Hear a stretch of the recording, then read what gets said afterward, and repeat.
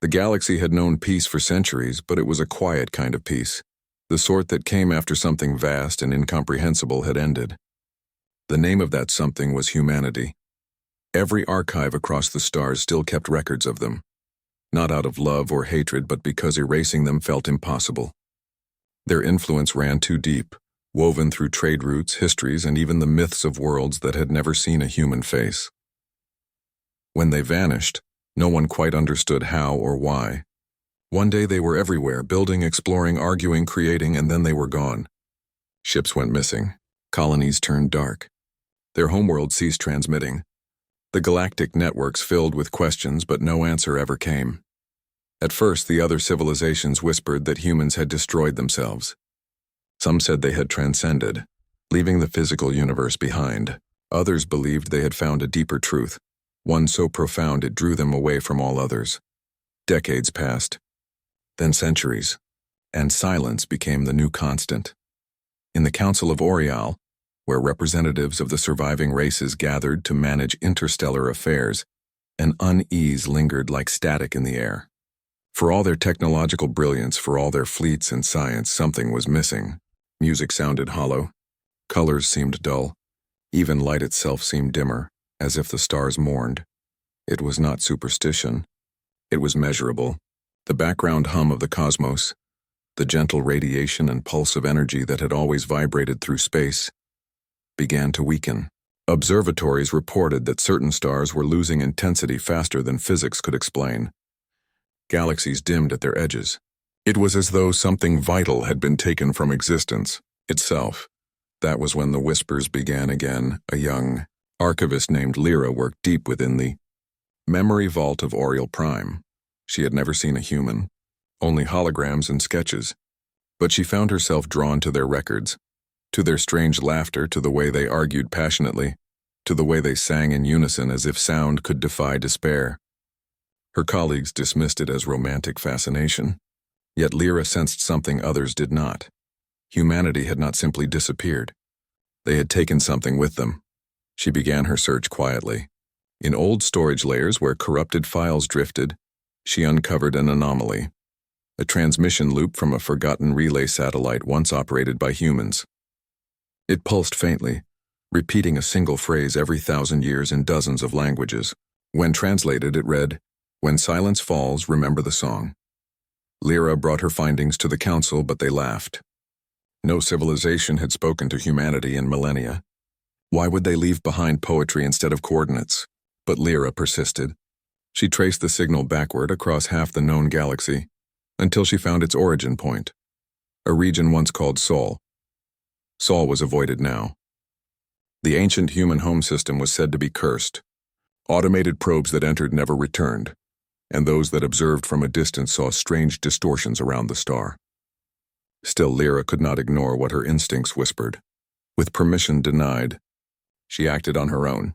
She gathered a small crew, explorers, scientists, and one aging pilot named Rowan, who had once claimed to see the light of Earth from orbit when he was young. They boarded a modest research vessel named Echo and set course for Sol. The journey took months. Along the way, they passed through abandoned human sectors. Derelict stations drifted in silence. Empty colonies sat frozen on barren moons, their domes cracked but still beautiful under faint starlight. Everywhere they went, they found traces of something grand, something deeply human, a painting on a wall, a melody encoded in data, words etched into metal plates that read, "We were here." As they neared the Sol system, their instruments began to flicker. Time itself felt uneven, moments stretching and collapsing as if the universe were breathing around them. Then they saw it, a golden light spilling from the heart of the system. Sol was no longer a simple star. It pulsed in perfect rhythm like a heartbeat. Around it floated a massive construct, a lattice of crystalline energy woven into impossible geometry. It was not a station, not a weapon, not even technology as anyone knew it. It shimmered with color and tone, vibrating like a chord sustained in space. The crew stood in silence, watching. "This is it," whispered Lyra, "the song." They approached carefully, and as they did, their ship's systems began resonating. The engines hummed in harmony.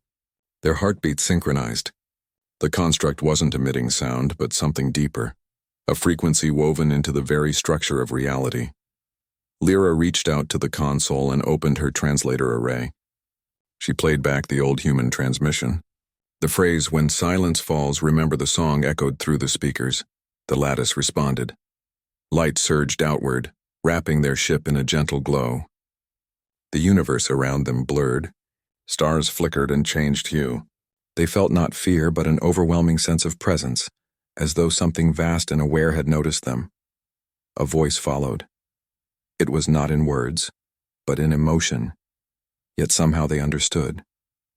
It was warm, compassionate, infinitely patient. It said, "You came." Lyra trembled. "Are you them?" The voice smiled through light. "We are what remains. Humanity has not vanished.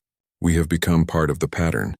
Images filled their minds, of humans standing at the edge of knowledge, realizing that consciousness itself was a form of energy, that love, thought, and will could shape existence. They had discovered how to weave themselves into the fabric of creation. To keep the cosmos alive, they had offered themselves as its pulse. They had not fled, nor died, nor transcended in arrogance. They had chosen to sustain the song of life. Lyra wept quietly. Around her, the others watched in awe as fragments of memory filled the void. Laughter in old cities, children under alien suns, explorers shaking hands with beings of light, the endless curiosity that had defined them. The voice continued. "When we left, the stars felt our silence. The universe dimmed, for the melody requires every note. You who came here, you carry memory. You can sing too." The construct pulsed again, and this time sound filled the cabin, pure and gentle, a harmony so vast it made the crew forget fear. The ship's systems began to record, translating frequencies into data. But Lyra realized it wasn't about technology. It was about feeling, about the power of awareness itself. "Will you return?" she asked softly. The voice shimmered like sunlight through water. "We are always here, but life must rediscover its own rhythm. Teach them the song, and the stars will shine again." Then the light began to fade. When the echo left the Sol system, every sensor on board registered a surge across the galactic spectrum. Stars brightened by measurable degrees. Energy readings returned to normal. It was as if the cosmos had taken a deep breath. When Lyra and her crew returned to Oriole Prime, they were changed. They carried no physical artifact, only recordings of what they had witnessed. But when the Council played those recordings, something extraordinary happened. Every communicator, every data stream, every living being felt a resonance deep within. A soft hum filled the air.